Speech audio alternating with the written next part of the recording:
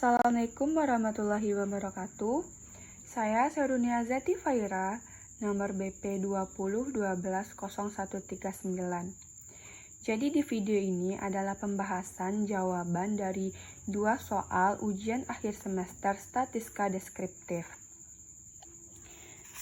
Soal nomor 1 adalah berupa kasus dari rumah tipe Melati merupakan salah satu tipe rumah yang baru saja diperkenalkan oleh PT Sangga Buana Estate dengan luas bangunan 80 meter persegi dengan corak pedesaan wilayah Mataram. Perusahaan tersebut mengiklankan rumah agar pembeli tertarik untuk membelinya dengan memilih harian Jawa Pos.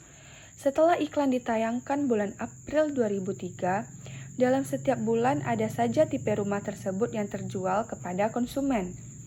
Dari inventaris yang dilakukan oleh para staf bagian administrasi pemasaran PT Sangga Buana Estate, data mengenai frekuensi penayangan iklan setiap bulannya beserta jumlah tipe yang terjual sebagaimana yang ditampilkan dalam tabel. Jadi dalam tabel ini ada bulan April 2003 sampai dengan Maret 2004. Ada frekuensi penayangan iklan setiap bulan dan juga berapa jumlah rumah yang terjual. Pertanyaannya, seandainya jajaran direksi PT Sangga Buana Estate ingin menentukan kesimpulan mengenai ada tidaknya hubungan antara frekuensi penayangan iklan tiap bulan dengan jumlah rumah yang terjual. Silakan analisa data dengan menggunakan salah satu metode analisa. Nah, jadi di soal nomor 1 ini saya akan menggunakan metode korelasi sederhana dan akan melakukan pengujian secara statistika. Di soal tabelnya ada bulan, frekuensi penayangan iklan, dan jumlah rumah yang terjual. Jika kita ibaratkan frekuensi penayangan iklan itu adalah sebagai X, jumlah rumah yang terjual adalah Y. Nah, untuk bisa menentukan korelasinya sesuai dengan rumus, kita harus mencari berapa nilai X dikali Y, berapa nilai X kuadratnya, dan juga berapa nilai Y kuadratnya. Seperti tadi kita sudah mengibaratkan bahwa frekuensi penayangan iklan adalah X, jumlah rumah yang terjual adalah Y. Nah, untuk April 2003, X dikali Y-nya adalah 3 dikali dengan 2. Begitu pula seterusnya untuk bulan-bulan selanjutnya sampai dengan Maret 2004. Lalu bagaimana dengan X kuadratnya? X kuadratnya yaitu 3 jika dikuadratkan adalah 9. Seperti itu seterusnya untuk bulan ke bawahnya. Sedangkan untuk Y kuadratnya juga seperti itu. 2 jika dikuadratkan adalah 4. Untuk bulan Mei 2003, 3 dikuadratkan adalah 9. Begitu seterusnya untuk bulan terakhir yaitu Maret 2004. Nah, kita juga membutuhkan sigma dari X, berapa jumlah keseluruhannya. Sigma itu adalah jumlah keseluruhan dari X.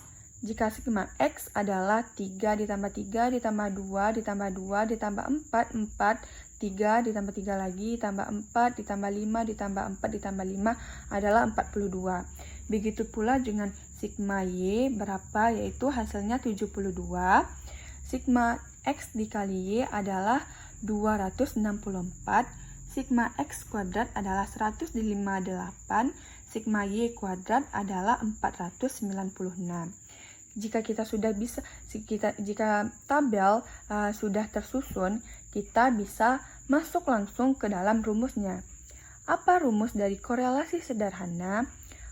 Rumus dari korelasi sederhana adalah N sigma X Y dikurang dengan sigma X dikali sigma Y dibagi akar sigma N dikali sigma X kuadrat dikurang dengan sigma X dikuadratkan dikali akar N sigma Y kuadrat dikurang sigma Y dikuadratkan. N dari rumus ini adalah jumlah data dari tabel. Berapa jumlah data? Sedangkan dari soal, dari April 2003 sampai dengan April 2004, jumlah datanya adalah sebanyak 12. kita langsung saja masuk ke dalam rumus. N-nya adalah 12, sedangkan sigma X dikali Y adalah 264. Ini tadi yang kita ambil, dikurang sigma X adalah 40, sigma Y adalah 72.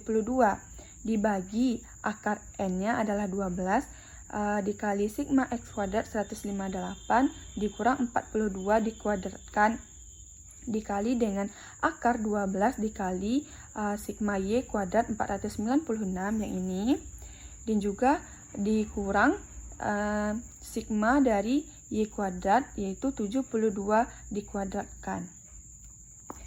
Nah, ini hasil dari 12 dikali 12 dikali 264 adalah 3168. Hasil dari 42 dikali 72 adalah 3024. Dibagi dengan akar 132 dikali dengan akar 768. Akar 332 dan juga akar dari 768 kita dapat dari ini tadi. Dari ini 12 dikali 158 dikurang 42 dikuadratkan. Begitu juga dengan 768. 3168 dikurang dengan 3024 hasilnya adalah 144.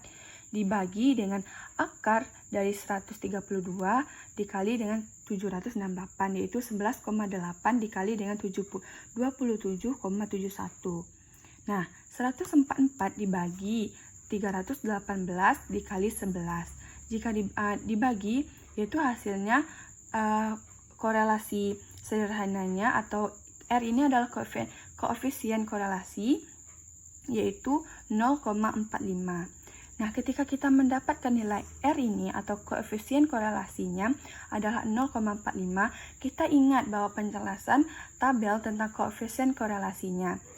Jika R-nya sama dengan 0,14, artinya yaitu terdapat hubungan moderat atau cukup kuat antara frekuensi penayangan iklan dengan jumlah rumah yang terjual. Itu artinya, karena koefisien korelasinya adalah 0,45, maka hubungan antara frekuensi penayangan iklan dengan jumlah yang terjual adalah moderat atau cukup kuat. Seperti itu.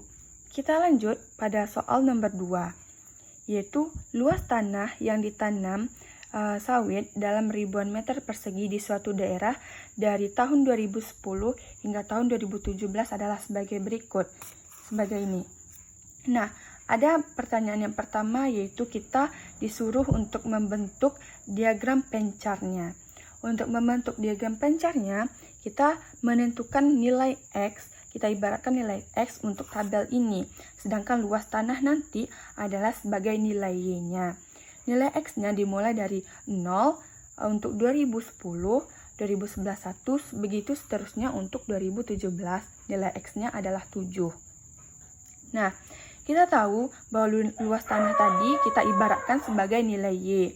Berarti untuk ini persamaannya adalah 0,434. Kita langsung masuk saja ke tabel diagram pencarnya. Kita harus lihat dulu luas tanahnya. Dari 434 ke 498 naik, turun lagi ke 537. Kita bisa memprediksi awalnya untuk nanti masuk ke diagram pencarnya. Nah, diagram pencarnya kita buat untuk tabel D dan diagram X-nya. Kita urutkan untuk titik X sebagai 0 dan 434 sebagai Y-nya. Ya, untuk tahun 2010, ini 2011, ini 2012, ini 2013, 2014 dan 2017 selanjutnya. Jika kita hubungkan titik-titiknya akan membentuk diagram pencar dari tabel luas tanah dari 2010 sampai dengan 2017. Beginilah bentuk diagram pencar dari tabel tersebut, yaitu naik, dan turun. Seperti prediksi awal kita jika kita melihat dari luas tanahnya. Ada pula Yang B, ditanyakan, tentukanlah persamaan tren dengan salah satu metode. Kita akan menggunakan metode kuadrat terkecil. Untuk menggunakan metode kuadrat terkecil, kita harus melihat datanya itu ganjil apakah genap. Nah, dalam dalam tabel ini datanya adalah data genap. Jadi, kita harus menentukan untuk nilai X-nya, menentukan nilai X-nya yaitu min 7, min 5, min 3, min 1, 1, 3, 5, dan 7. Untuk min 1 dan 1 ini, data tengahnya adalah harus min 1 dan 1 untuk data genap. Seperti itu. Jika nilai X-nya sudah bisa kita prediksi, maka luas tanah adalah sebagai Y. Kita bisa menentukan nilai X dikali Y dan juga nilai X kuadratnya. Contohnya yaitu seperti tahun 2010. Nilai X-nya yaitu min 7 dikali dengan nilai Y-nya luas tanah 434. Maka hasil dari X dikali Y-nya adalah min 3038. Begitu seterusnya untuk tahun 2017. Sedangkan untuk nilai X kuadratnya min 7 dikuadratkan adalah 49, min 5 dikuadratkan adalah 25.